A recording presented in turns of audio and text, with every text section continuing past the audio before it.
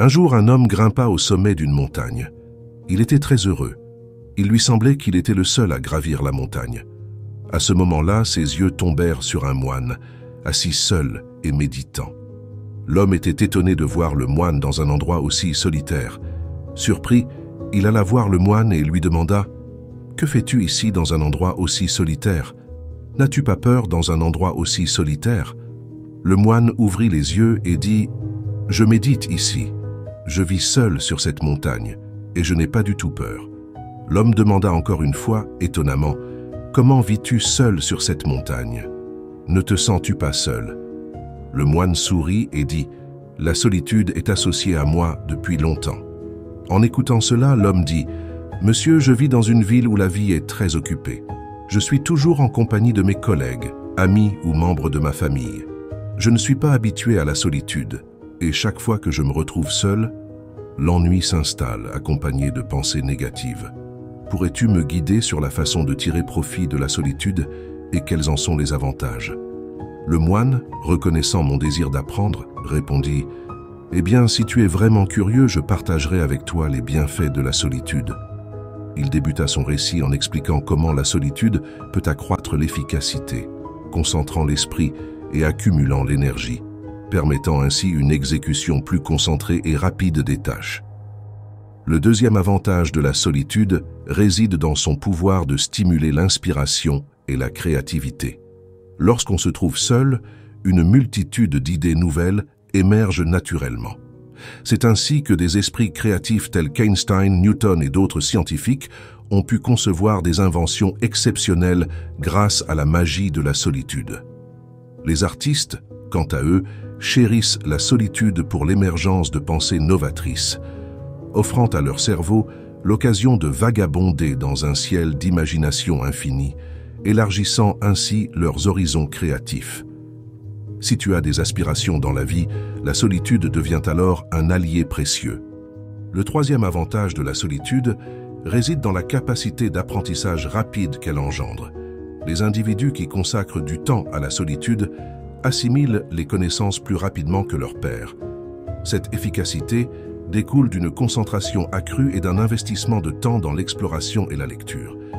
Ces personnes solitaires nourrissent ainsi leur esprit, augmentant sa capacité d'absorption des connaissances. Par conséquent, ceux impliqués dans des travaux intellectuels devraient envisager de consacrer du temps seul chaque jour. Le quatrième avantage de la solitude réside dans le bonheur qu'elle apporte à ceux qui s'y plongent. On dit que le bonheur provient de l'intérieur, et celui qui ne peut pas trouver le bonheur en solitaire ne peut espérer le trouver même parmi une foule. Le cinquième avantage réside dans le bonheur intérieur que découvrent ceux qui consacrent du temps à la solitude. En se forgeant une relation d'amitié avec eux-mêmes, ils se sentent complets et considèrent leur propre compagnie comme celle de leur meilleur ami. Une fois que cette amitié intérieure est établie, le bonheur devient une constante indépendamment du besoin de chercher à l'extérieur. Où qu'ils aillent, ils portent en eux cette félicité. Le sixième avantage souligne la capacité d'écoute et le respect que gagnent ceux qui embrassent la solitude. Contrairement aux extravertis impatients, ceux qui passent du temps seuls développent la patience. Ils écoutent attentivement, gardent le silence, réfléchissent avant de parler, impressionnant ainsi les autres et suscitant un profond respect. Cette qualité renforce leur valeur sociale et les rend chers aux yeux des autres. De plus, la solitude paradoxale à première vue améliore les relations en cultivant l'empathie et la capacité à établir des liens significatifs. Elle permet d'apprécier davantage les personnes, de diagnostiquer les problèmes relationnels et de développer une compréhension plus profonde de soi-même, contribuant ainsi à l'amélioration globale des relations. Le septième avantage réside dans l'amélioration de la santé cérébrale et mentale grâce à la solitude et au silence. Ces moments sont un baume pour le cerveau, procurant une quiétude qui réduit la production de cortisol, l'hormone du stress, tout en favorisant la sécrétion de dopamine et de sérotonine, les hormones du bonheur. Cette transition hormonale contribue à un bien-être accru, apportant une sensation de bonheur plus intense. Le huitième avantage souligne le lien entre la solitude et la pratique de la méditation, renforçant la conscience de soi. Bien que la méditation puisse sembler exigeante, ceux habitués à la solitude trouvent naturellement les qualités nécessaires, telles que la patience et la discipline.